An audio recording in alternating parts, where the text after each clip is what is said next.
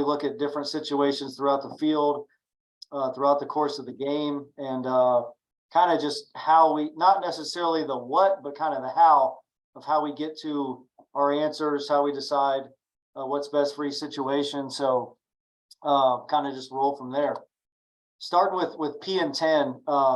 When I say P and 10, what I'm talking about is the first play of a possession. And so we sometimes even go even further. Hey, first play of the game, first play of the half. Those would be, you know, if you were going to dive deep down into it, I think that's definitely something to look at.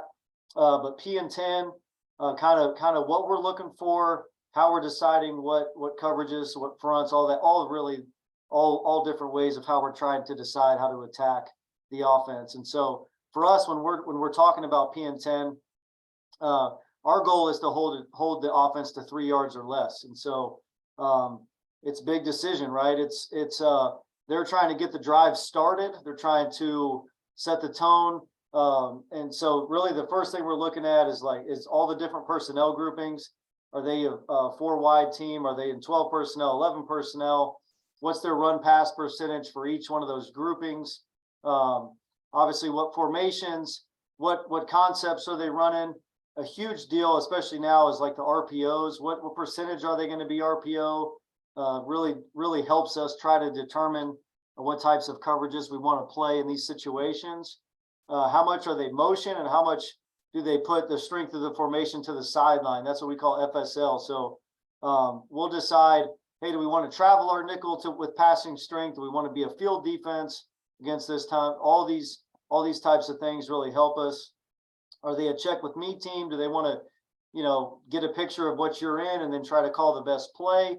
So all of these things really help us determine what we want to be in these situations. And so if it's a downhill running team, you know, we're probably looking at maybe more single high, maybe be able to play cover 3, play one gap defense, attack the downhill runs.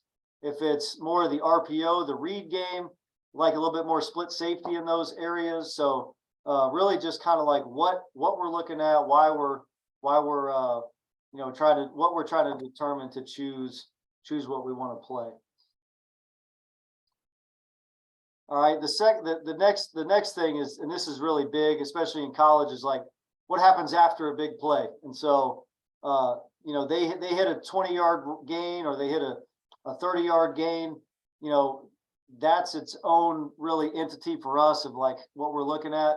A lot of teams, you know, you'll hear offensive coordinators and even analysts, is like just whatever's all the time, say like once they get the first down, they really try to get moving. And so a lot of times after a big play, it's an opportunity for the offense to keep the tempo cranked up.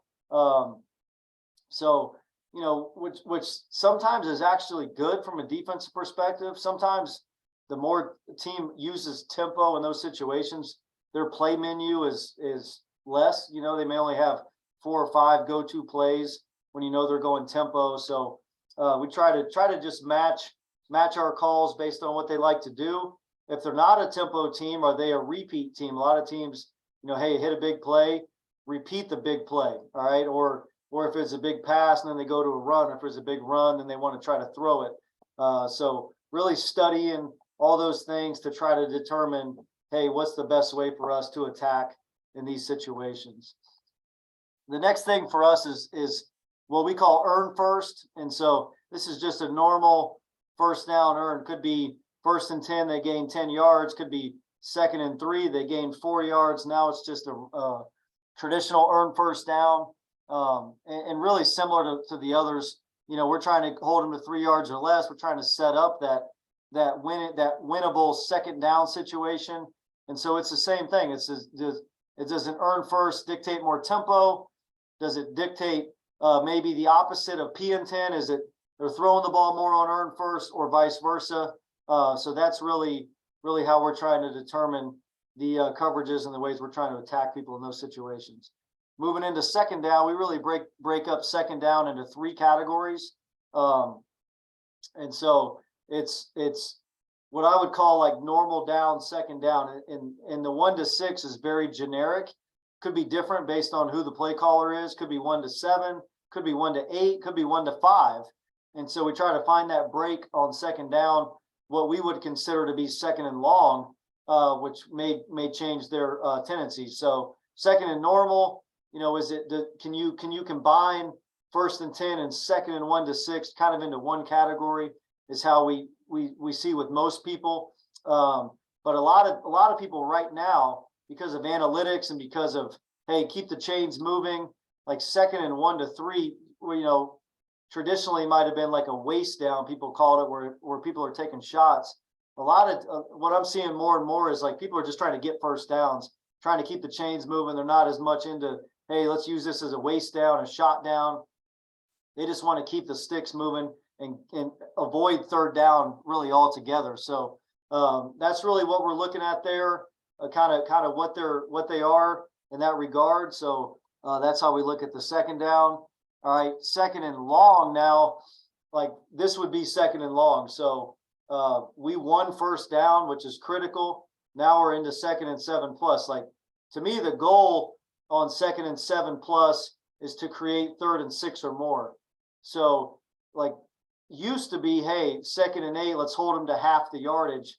But now you're into 3rd and 4, and if you look at, you know, the 3rd down percentages of winning, 3rd and 6 or more is really like the go-to. You know, you can really dictate more on that D&D. So we're trying to really attack on this down and distance. We're trying to play tight coverage, and we're trying not to give up the quick game, the get back on track plays. But that's what you're going to see. You're going to see screens, draws, you know, quick game. Are we able to sub? Are we able to use some of our 3rd down packages? So that's really some of the stuff we're looking at here to try to determine what we want to do.